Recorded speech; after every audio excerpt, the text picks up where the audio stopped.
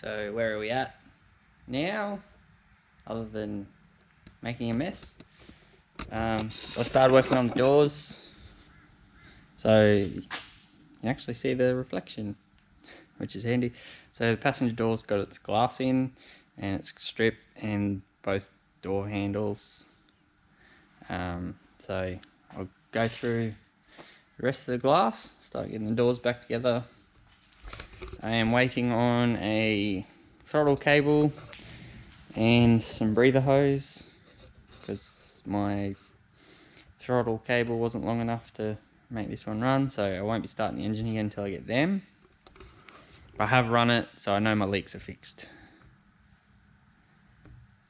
Alright, let's get on with these windows.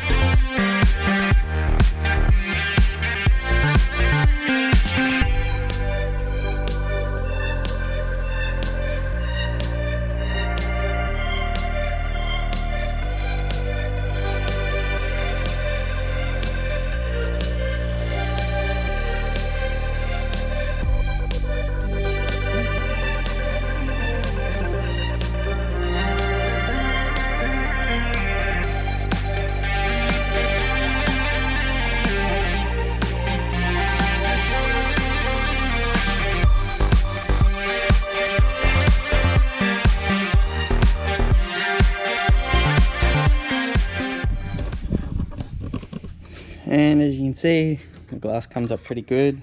I actually even get to see the approval marking, which is handy, but not necessarily in this case. So I'll go throw this one in the door and go from there.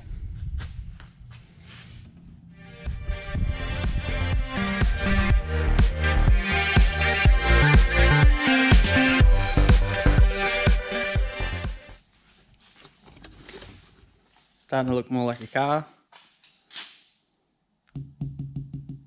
So I've got the door glass in all the doors now. Windscreen goes in tomorrow, and so does the rear glass. So the reason I've stuck with the factory glass is it's free because I already have it. So rather than going to the effort of buying like a Lexan or polycarbonate product, cutting it to size, fitting it, and then securing it in some way, I just throw the factory glass in for now and should be all good. So I've put in a throttle cable now. I've had to use one of those 48-inch universal ones. I've used the factory firewall mount because it's actually angled down towards the pedal arm. If I use the straight arm, the cable's got to do a weird bend. So, see, it goes around. I'll just put a P-clip here to hold that down to the strut tower, and then it's all hooked up to the 750 Holly. And I have tested it. It does go wide open, does go fully closed, so good times. Just got to start putting the breather hoses on. For some reason I bought clear breather hoses, thought it was a good idea. Put it on, see how it looks. If I don't like it, well, too bad. That's what I got, so that's what's going on.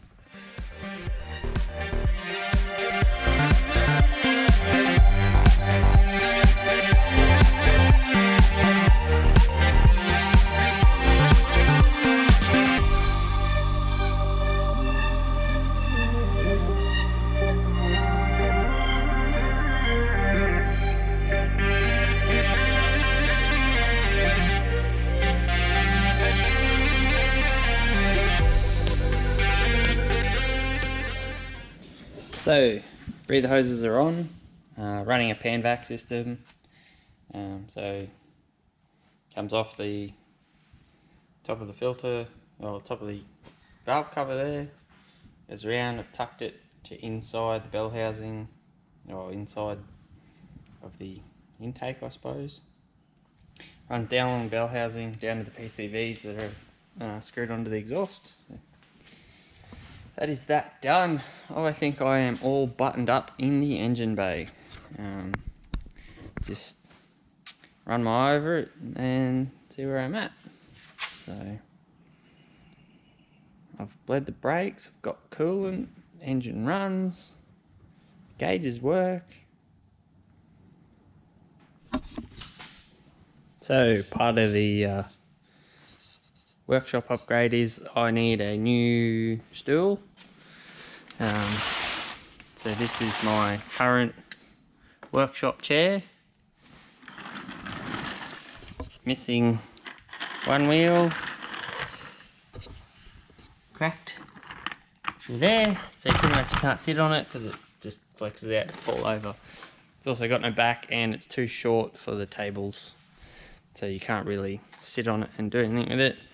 So my lovely wife bought me a birthday present, which is an office chair, well, a workshop chair. So I'm going to throw that together now, and you're going to watch, unless you skip the video.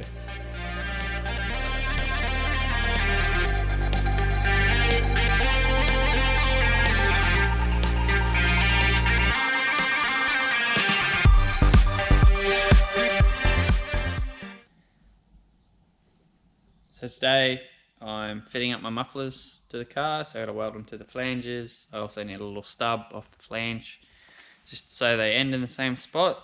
So these are my mufflers. Not really much of a muffler, more of a, I don't know, resonance chamber, but it's enough to satisfy the rules. So as you can see, where I lent them to a friend, they just tech screwed them into their exhaust. So that's where I'm going to slip it in, weld it. So I've measured this one. This is the driver's side. Need a 70mm stub from that line to the flange. And then the passenger side, excuse the messy writing, it's 115mm stub. And I'll just fill the 2 holes in from the screws. Alright, get into it.